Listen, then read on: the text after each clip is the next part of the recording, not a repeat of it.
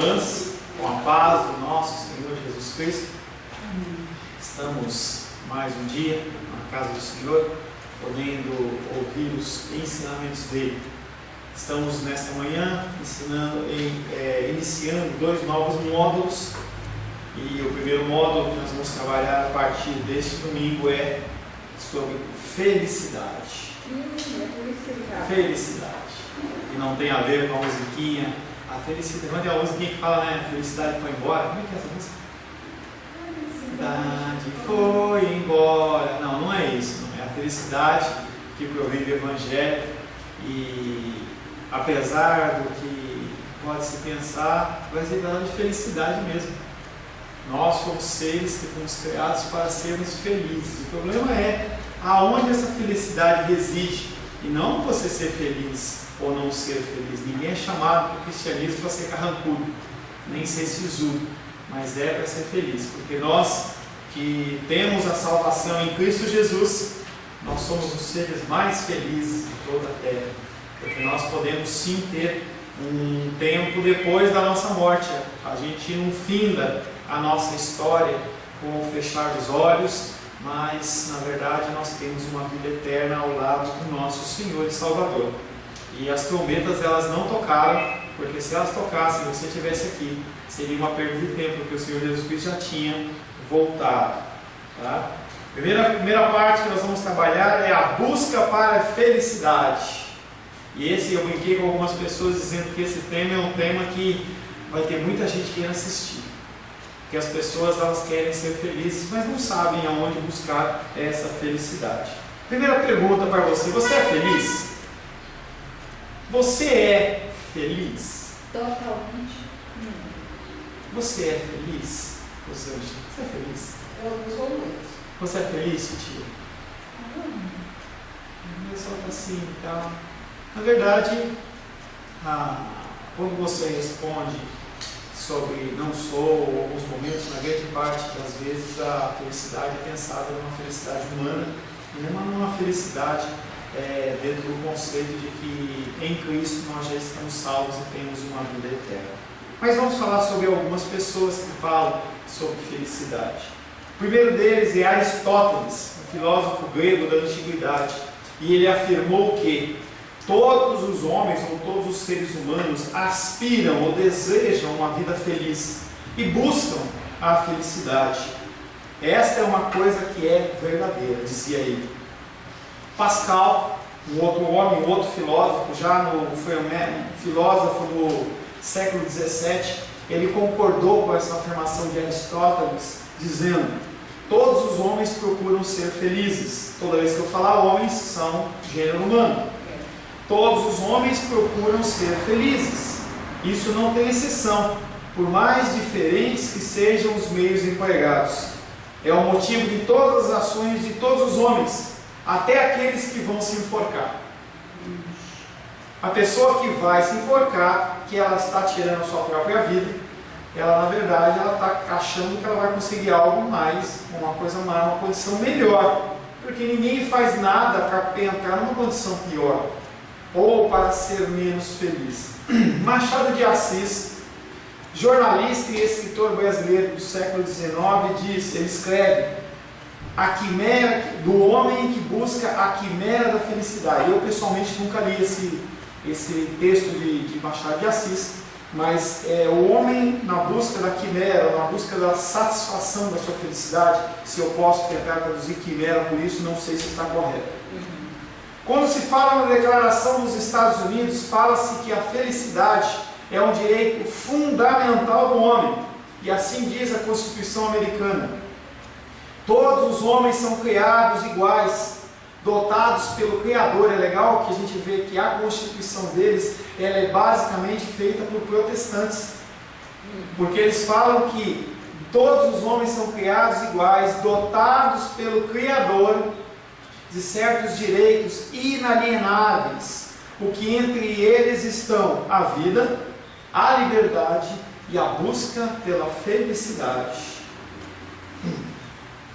No Brasil, dentro da nossa Constituição, num certo ponto lá, eu acabei me escrevendo aqui, diz que a busca da felicidade deseja incluir dentro da Constituição exatamente o que a Constituição dos Estados Unidos já diz, que ele tem que incluir a busca da felicidade por cada indivíduo e pela sociedade, que seria uma garantia constitucional das pessoas, essa busca pela felicidade. Finalmente, nós temos o escritor cristão C.S. Lewis, dirá que o problema do homem não é a busca pela felicidade, mas o fato dele buscar nos lugares errados, e principalmente ele se contentar com pouco, muito pouco. C.S. Lewis, ele dá esse pequeno arremate nessa primeira introdução que a gente faz, falando que o problema do ser humano não é que ele busca a felicidade, é que ele busca a felicidade em coisas erradas, em situações erradas. E ele se contenta com pouco, se contenta com muito pouco. E esse se contentar com pouco faz muita referência, por exemplo, ao pecado. Em que, por exemplo, um adultério, um homem ou uma mulher buscam uma satisfação de uma noite ou várias noites, e eles acham que estão sendo felizes naquele breve momento, em detrimento de tudo isso, tudo que eles podem perder em relação à família, em relação a toda uma série de coisas, alcoolismo, drogas e toda sorte de vícios e pecados, eles condicionam você a uma busca momentânea da felicidade, sem pensar no futuro. A Bíblia ensina que Deus criou o homem para ser feliz, e nós vamos falar bastante sobre isso. Pessoas dizem que não, o cristão ele tem que estar com a cara emburrada o tempo todo, com a cara fechada, porque a gente nem vê na Bíblia dizendo que Jesus sorriu, mas a gente vê que Jesus chorou. Lá no fato lá de Lázaro, fala que Jesus chorou. A Bíblia ensina que Deus criou o homem para ser feliz, e que essa felicidade estava ligada ao relacionamento de Deus com a humanidade. Primeiro ponto, a nossa felicidade ela tem que ser atrelada no nosso relacionamento com Deus. Esse relacionamento foi rompido através do pecado, porque o Senhor ele não pode conviver com o pecado, porque Ele é santo, e muito mais numa atitude de misericórdia, porque se Ele tivesse o contato que tinha com Adão, comigo e com você, nós teríamos consumidos por causa dos nossos pecados. Então Deus ele não se afasta porque Ele teve nojo ou por qualquer outra coisa, sim, muito mais por um ato de amor, de demonstração de amor e misericórdia pelas nossas vidas.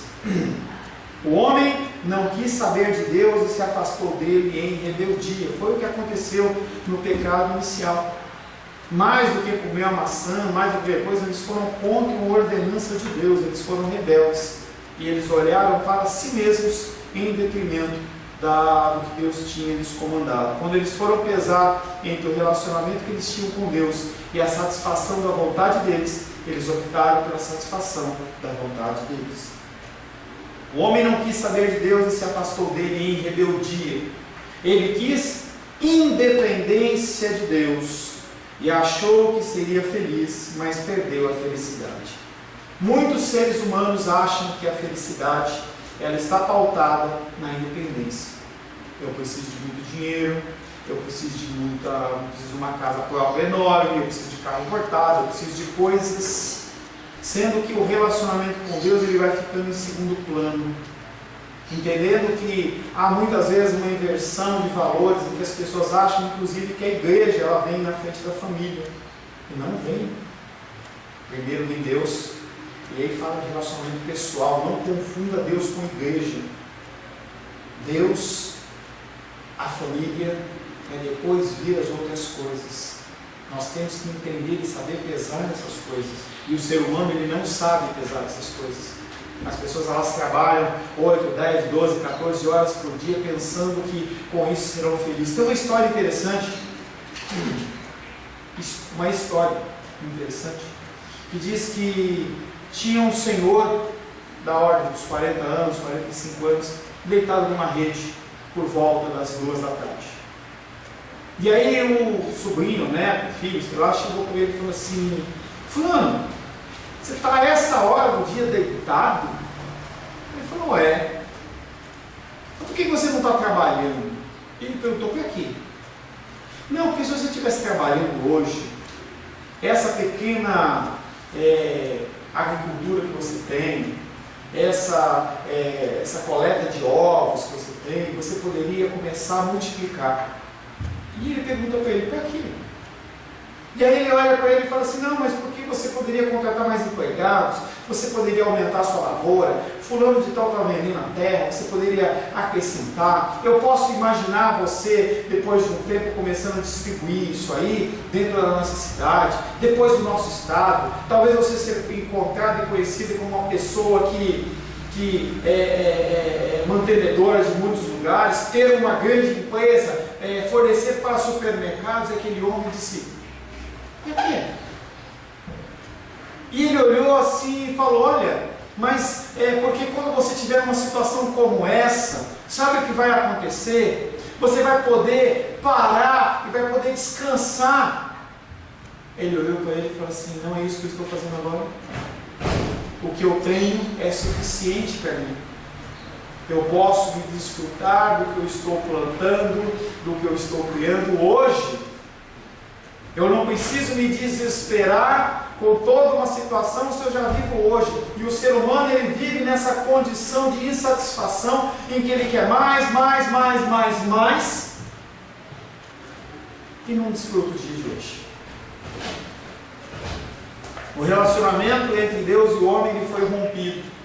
O homem não quis saber de Deus e se afastou dele em rebeldia.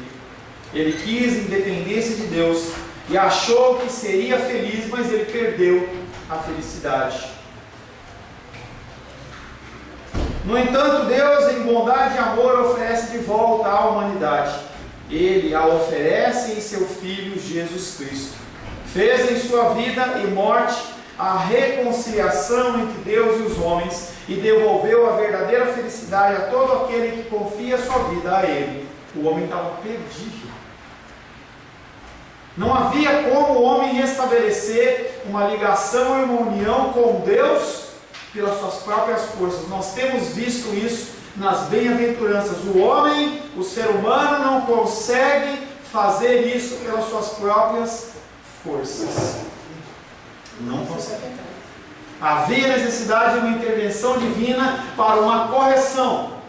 Jesus Cristo, ele vem não de uma maneira primaz para nos salvar, e aí essa condição de que Jesus Cristo, ele veio para me salvar, é muito mais um pensamento imediatista, humanista, do que qualquer outra coisa. Sim, nós somos salvos pela vida de Cristo, mas primariamente Cristo, ele veio para cumprir as Escrituras e glorificar o nome do Senhor, como eu e você.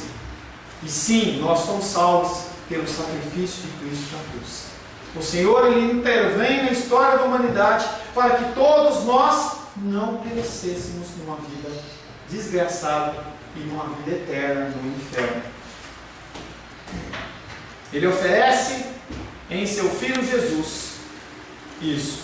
Cristo fez em sua vida e morte a reconciliação entre Deus e os homens. Isso envolve uma série de fatos, uma série de coisas que nós temos denominado como responsabilidade humana.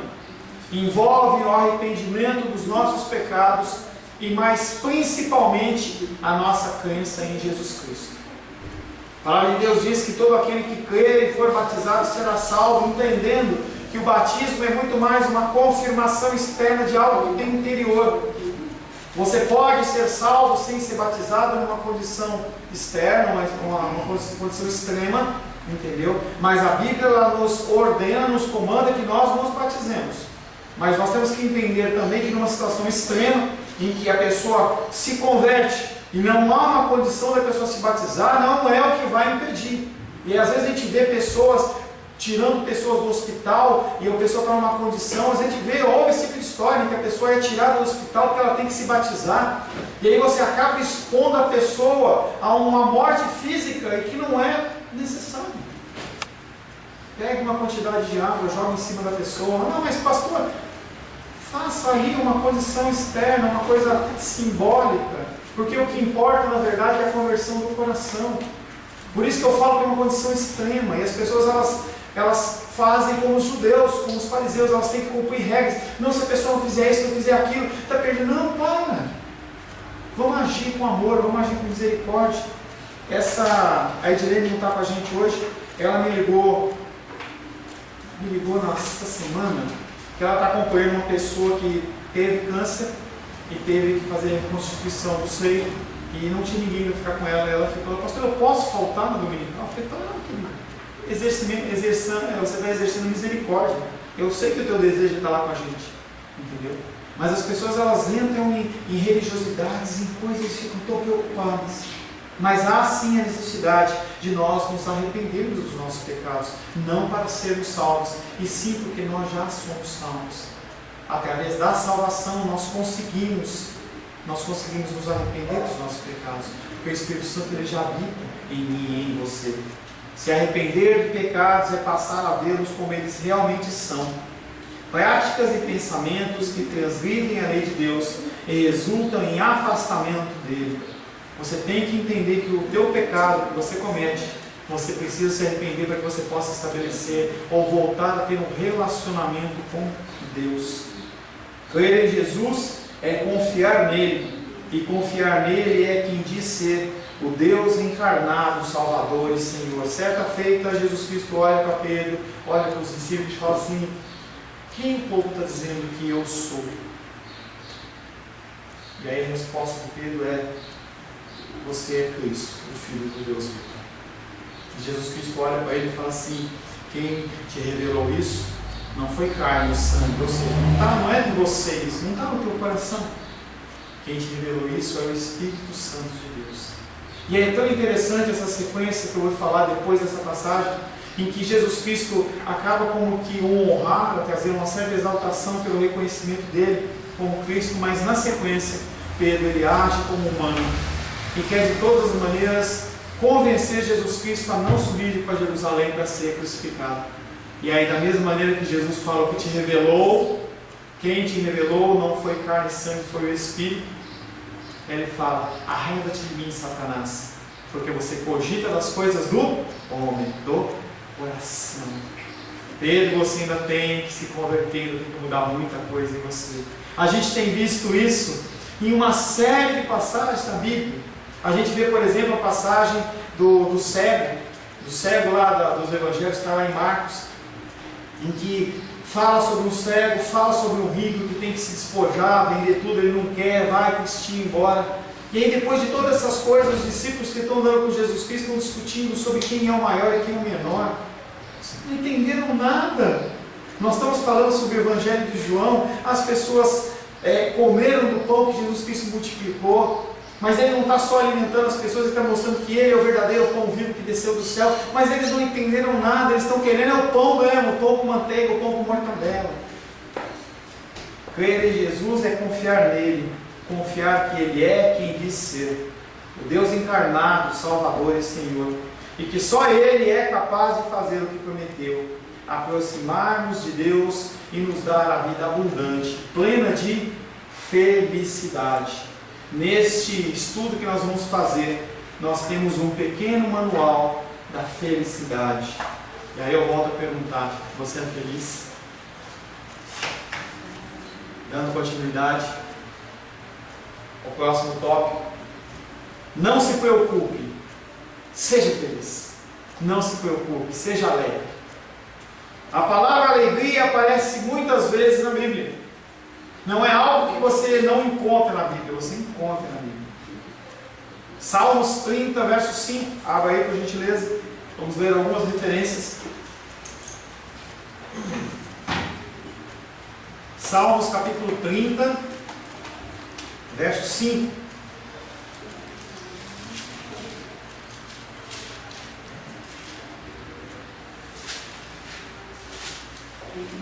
Encontrou aí, por gentileza?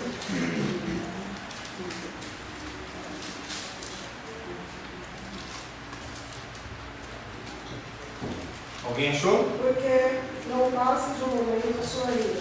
Seu favor dura a vida inteira. Ao amanhecer, pode ir do choro, mas a alegria vem pela manhã. E aí o salmista está falando que sim, a ira do Senhor, quando nós pecamos e quando nós agimos errado, vem sobre a nossa vida. Porque não passa de um momento a sua ira. Interessante também que dentro de Crônicas ou de Samuel, não me sei, ou Reis, não lembro, em que Davi ele comete o pecado contra o Senhor e o Senhor manda um julgamento. E aí é colocado 3 possibilidades para Davi. Davi, você pode escolher cair na mão dos seus inimigos, ou uma outra coisa, eu não lembro, e ele fala assim, caiu, está nas mãos do Senhor. São 3, uma delas eu esqueci. E aí Davi olha e fala assim, eu prefiro ficar nas mãos do Senhor, porque eu sei, 3 dias eu acho, né? Porque eu sei que o Senhor ele é rico em misericórdia. Davi optou por cair debaixo das mãos do Senhor. E aí nesse momento ele fala, porque não passa de um momento a sua ira, mas o seu favor dura a nossa vida inteira. Se você for pesar sua vida de cristão, em momentos você esteve debaixo da ira do Senhor. Mas se você for pesar realmente quanto você ficou debaixo da ira e quanto você foi abençoado, quanto o Senhor ele manifestou o amor e a sua graça sobre a sua vida. Continuando o versículo, ao anoitecer pode vir o choro. E esse anoitecer não está falando da noite, está falando sobre o afastamento de Deus por causa do pecado e as consequências dele. Quando eu peco e você peca, consequências vêm, e são consequências muitas vezes que elas são amargas. Ao anoitecer pode vir o choro, mas a alegria vem pela manhã, assim diz o Senhor. Salmos 98, verso 4. Salmos 98, verso 4.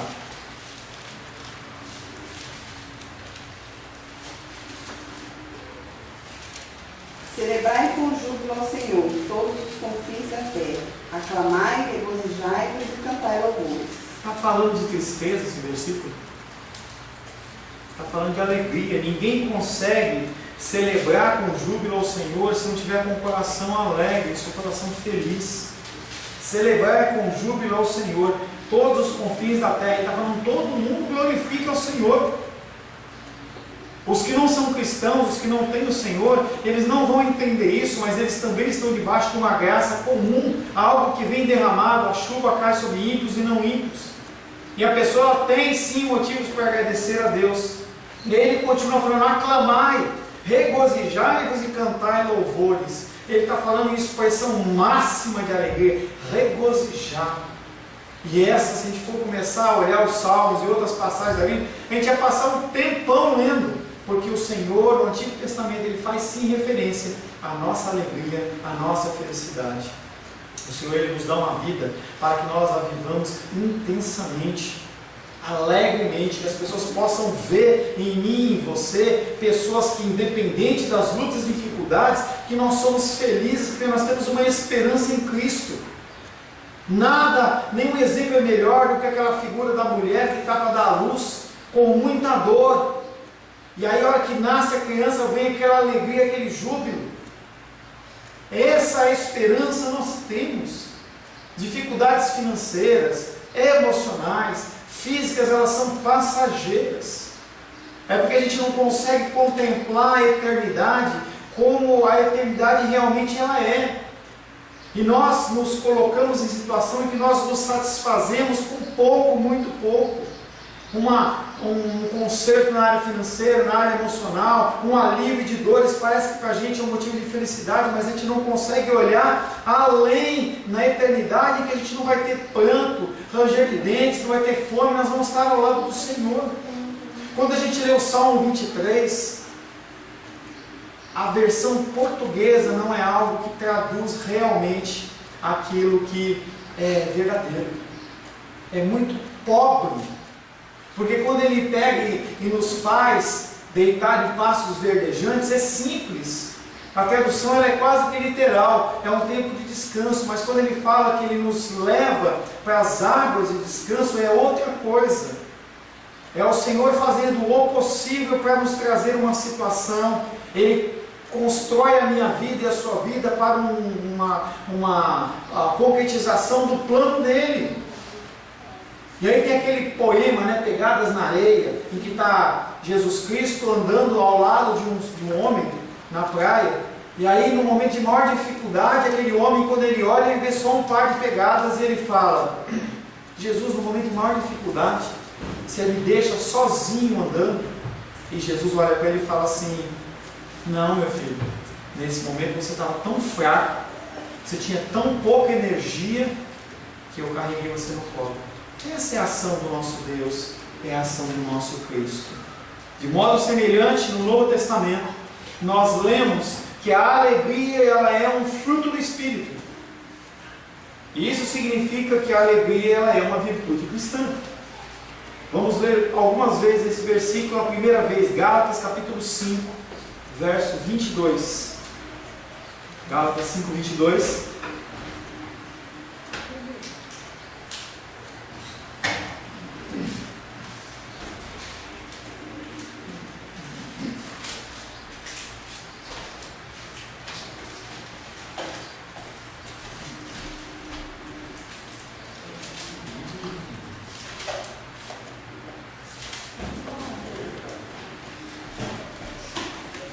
Gálatas capítulo 5, verso 22, quem encontrou?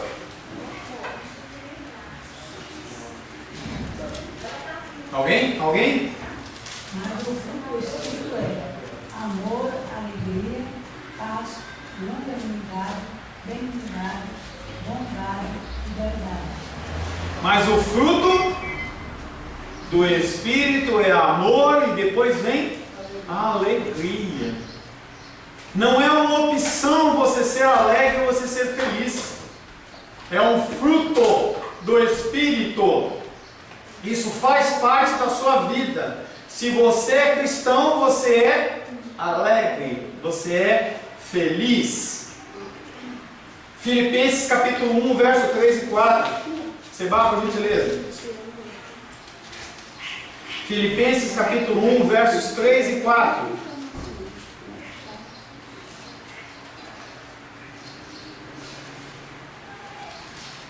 Gálatas, Efésios, Filipenses. Filipenses capítulo 1, versos 3 e 4. Dou graças ao meu Deus por tudo que recordo de vós, fazendo sempre com alegria súplicas por todos vós, em todas as minhas orações. Quando Paulo está falando da igreja de Filipos, e ele está falando em fazer súplicas, será que é alguma coisa legal? Alguém suplica por alguma coisa que seja tranquila ou alguma coisa que seja mais grave e séria? O apóstolo Paulo, com certeza, ele está falando de algum problema sério que está ocorrendo com a igreja, com pessoas lá, mas ele não está falando que ele vai gemer, ele está falando que ele vai fazer essas orações com alegria. Eu sei em quem tenho crido. Ele é fiel e justo para guardar o meu depósito até aquele dia. Ele sabe que sim, tem ação que o Senhor ele guarda e que ele protege. Atos capítulo 13, verso 52. Atos 13, 52. Mas é chato.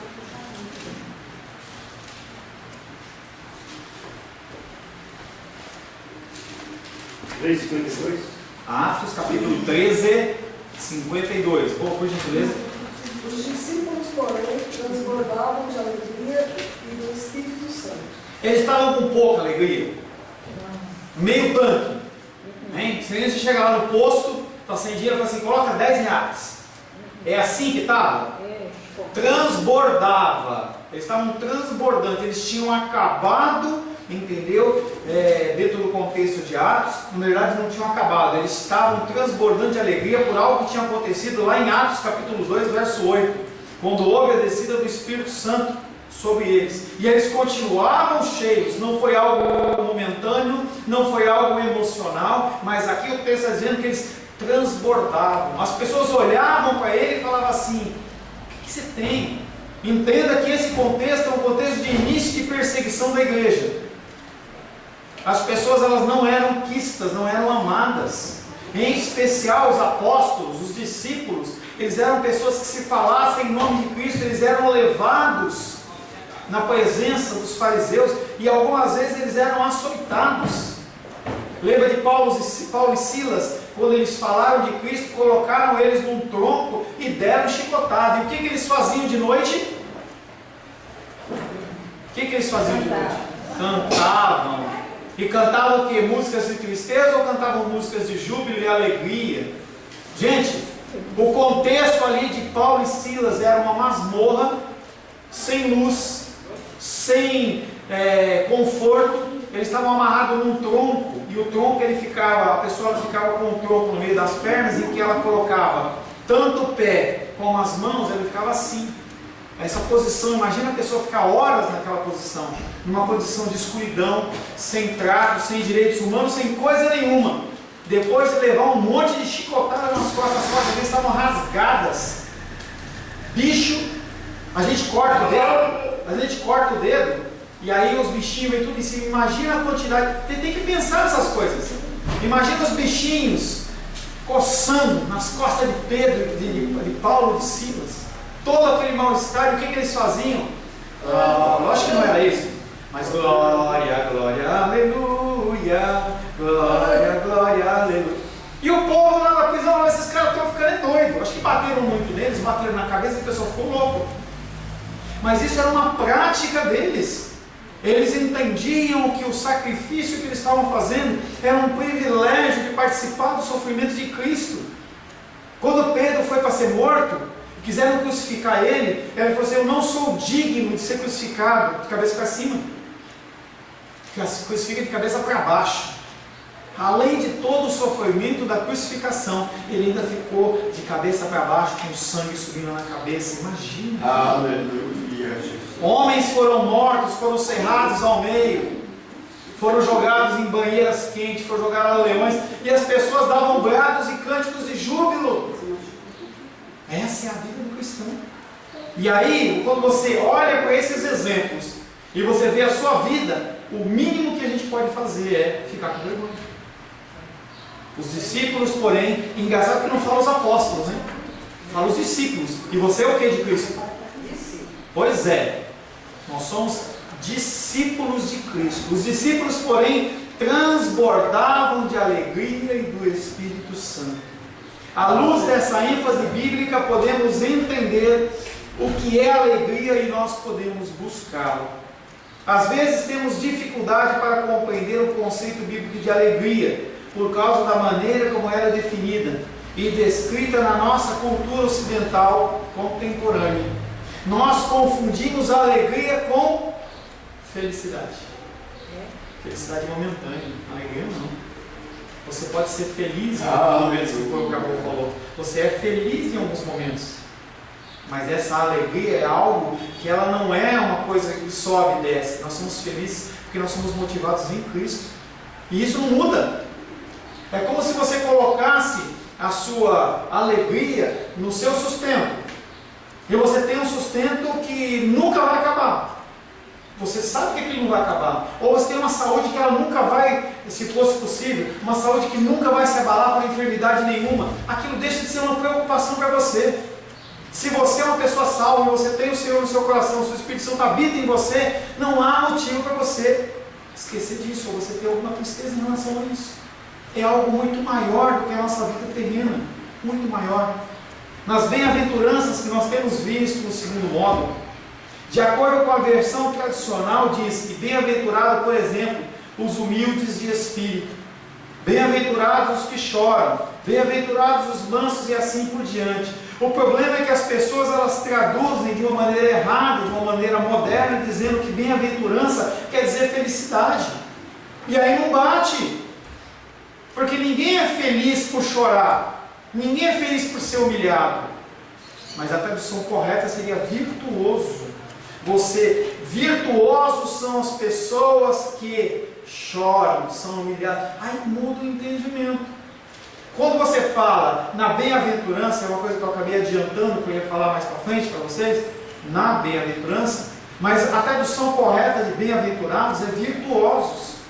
Virtuosos aqueles que são humildes de espírito. Bem-aventurados ou virtuosos são aqueles que são os pacificadores, que a gente vai começar hoje. É uma virtude que Deus ele nos concede, não é algo natural meu e não é natural seu. Nós não conseguimos fazer isso pelas nossas próprias forças, foi nos concedido através do dom do Espírito. Virtuosos são aqueles que são os bem-aventurados. Sempre me acautelo um pouco quando vejo isso, não porque me opõe à felicidade, mas porque em nossa cultura a palavra feliz tem sentido sentimentalista e trivial. como resultado, ele apresenta certa superficialidade. Você pode ser feliz no momento e depois você não ser feliz. E aí eu volto novamente no jingle do Pão de Açúcar. Para ser feliz, para ser feliz. Você vai lá, compra um tomate, você vai ser feliz. Gente, que é isso? Eu vou lá, vou comprar um vinho, vou ser feliz. Eu vou lá e comprar 1 quilo de carne e vou ser feliz. Será que a minha felicidade, a sua felicidade está atrelada em você ir no Pão de Açúcar ou em qualquer outro lugar e comprar alguma coisa? Será? Ontem eu estava vendo um seriado com a Los Angeles em que o marido, numa condição lá, entregou um presente para a mulher falou assim, eu estou com saudade de você me fazer alguma coisa que me tire o fôlego e tal. Aí passou e tal. Aí aquela mulher recebe uma flor de um terceiro lá e ela ficou muito feliz com aquela flor. E aí depois o marido chega com um carro de $250 mil, com uma fita, tal, lindo, maravilhoso.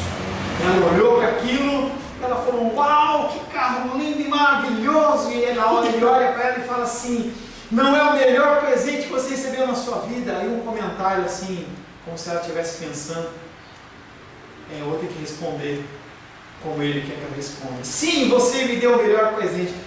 Mas passado um tempo depois, acabou-se esse momento de felicidade, falta uma atenção, falta uma declaração de carinho, uma declaração de amor. Que peso tem um carro de $250 mil? Ou quanto tempo a pessoa ela vai ficar feliz com esse carro de $250 mil? Em detrimento de uma pessoa que dá atenção, que dá amor, que conversa, que é companheiro. Que peso tem? O que é mais importante?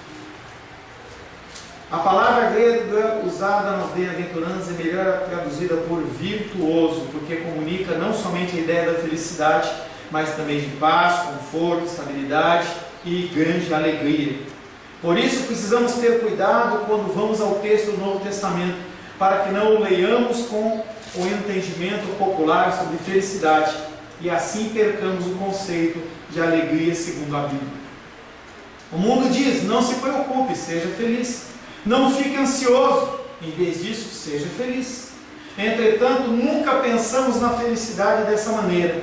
Quando estamos infelizes, pensamos que é impossível decidir por um ato de vontade mudar os nossos sentimentos. Eu estou infeliz e eu quero ser feliz. E a gente olha e fala assim, eu não consigo.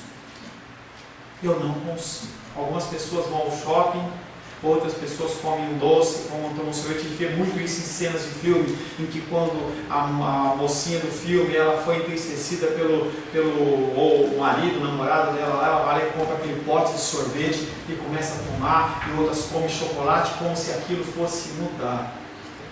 Quando você pensa que felicidade, alegria são emoções, realmente é impossível você executar essa mudança. Somos tendentes a pensar na felicidade como algo passivo, algo que nos acontece sobre o qual não temos nenhum controle. Sim, desejamos ser felizes e queremos ter essa experiência, mas estamos convencidos que não podemos criá-la por um ato da nossa própria vontade. Porém, a palavra nos ordena que sejamos felizes. Como que é isso? O Senhor ordena que a gente seja feliz, mas a gente acha que felicidade é algo passivo. Eu não posso fazer nada para que eu venha ser feliz. Como agir com isso? A palavra nos ordena que nós sejamos felizes. Repetidas vezes nas páginas do Novo Testamento, a ideia da alegria é comunicada como um imperativo, como uma obrigação. Baseado no ensino bíblico, eu chegaria a dizer que ser alegre é dever do cristão. Porque a gente acha que felicidade e alegria, elas são decisões humanas. Ou melhor, não são decisões humanas, ou são sentimentos. E eu já falei isso para vocês. Amor é emoção ou é decisão? Nós já falamos sobre isso. E o Senhor Jesus Cristo, Ele fala que nós temos que fazer o que com nossos inimigos? Como é que a gente pode amar os nossos inimigos se for algo emocional, sentimental? A pessoa, ela me roubou, ela mentiu, ela me machucou, ela me humilhou e eu tenho que amar ela. Será que eu tenho que esperar que essa condição esteja totalmente restaurada para eu voltar a amar? Jesus Cristo, quando está na cruz do Calvário, Ele olha e fala para Deus, perdoa porque eles não sabem o que fazem. Eles não sabem o que fazem. Essa frase é uma frase extrema da manifestação do amor pelos inimigos, em que nós temos que olhar para esse exemplo como exemplo. Exatamente isso aí, pastor. Eu estava falando ontem para minha filha. Ele disse: amar, a gente não vai amar, mas a gente pode compreender e pode perdoar de dentro da alma. Não! Nós vamos amar sim, porque não é através de nós, é através do Espírito. Mas não é essa condição que Cristo consegue fazer, porque nós somos imperfeitos, nós estamos caminhando em direção ao amor. Eu não estou dizendo que eu consigo, eu não estou reclamando, recriminando, porque você ainda não consegue, mas nós caminhamos em direção a... Olha o que ele é uma luta. Olha o que ele diz: perdoa, porque eles não sabem o que fazem.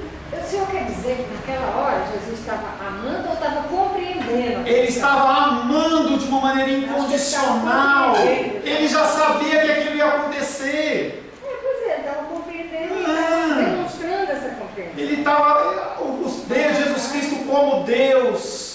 Jesus Cristo como Deus, ele tem um amor incondicional. Eu não vou mentir, eu não vou amar um cara que me deu um tapa na cara. Eu vou compreender ele e dizer: está perdoado, não tem problema. Mas jamais sentir amor como eu sinto por uma filha minha, jamais. Mas eu não estou falando que eu consigo, eu estou falando que é o que é exigido na Bíblia. É o princípio. É mentira se a gente disser que está fazendo isso, pastor. Mas é mentira, porque você não está perfeito, você não está na glória, o seu coração é pecaminoso. A gente tem falado para você que a cada dia que a gente caminha, a gente descobre que o nosso coração é pior e mais negro. Eu estou dizendo que é um princípio que nós temos que perseguir. Essa é a vida cristã. Eu duvido que você, no momento de tristeza, você vai ficar feliz e achar que é uma virtude. Mas são os mandamentos que nos orientam. São a orientação que Deus nos dá. Você pode dizer para mim que você não consegue e que você não quer, mas você falar que Deus, na figura de Jesus Cristo, não estava amando, aí você está pecando com o que a palavra diz, porque Ele ama as pessoas de forma incondicional. Ele era Deus. Exatamente, mas Ele era 100% homem também. Mas como homem... Você está pensando com a sua mente humana e não com a mente de Deus. Pastor Paulo, você em algum momento você consegue? Não. Mas eu tenho que focar. Eu tenho que andar numa direção. Porque se você não tiver direção, você fica perdido. Você corre para qualquer lado, menos o lado que o Senhor quer. Eu consigo fazer isso que eu disse. Eu consigo perdoar na hora. Mas eu não vou conseguir esse amor. É sério, eu não vou dizer... Dê o primeiro passo só. Apenas dê o primeiro passo. E eu gostei, é isso mesmo. Tem que sacudir mesmo.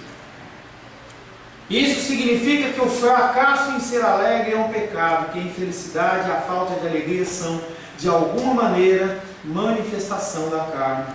É claro que há ocasiões em que ficamos cheios de tristeza. Eu vou apenas citar, a gente retoma a partir daqui. Isaías 53:3.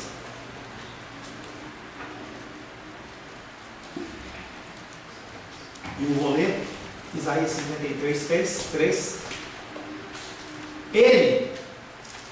Ele é da minha parte, era desprezado e o mais rejeitado entre os homens, homem de dores e que sabe o que é padecer. E como um de quem os homens escondem o rosto, ele era desprezado e dele não fizemos caso. Mateus capítulo 5, verso 4 diz: bem-aventurados que choram, porque serão consolados. Senhor, em nome de Jesus, estamos perante, Pai querido, conceitos difíceis e até impossíveis dentro da nossa mente humana. O nosso desejo, Pai querido, é sempre seguir segundo a lei do olho por olho e dente por dente. Mas nós somos convidados ao Senhor a lutar contra a nossa carne dia após dia. Perdoa-nos, Pai querido, porque nós não conseguimos.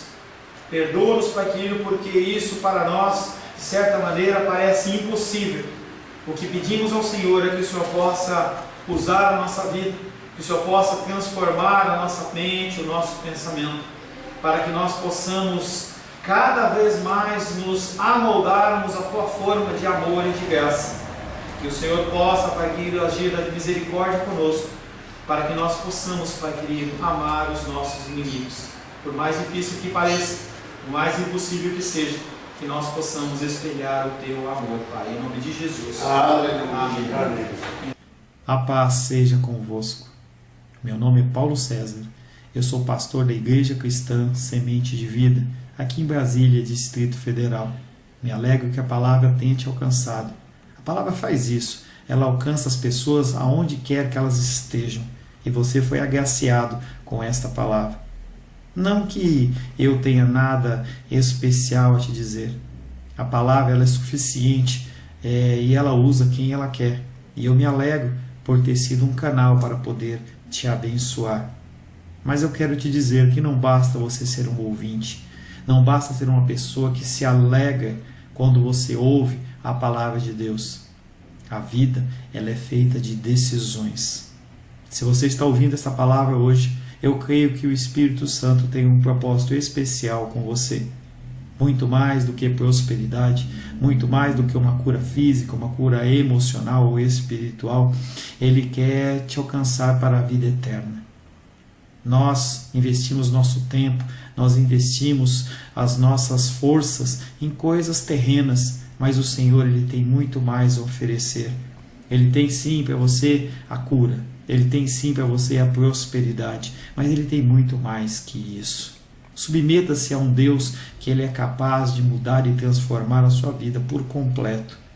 Creio que o Espírito Santo Ele é capaz de tocar o teu coração. Quero pedir que você curve a sua cabeça.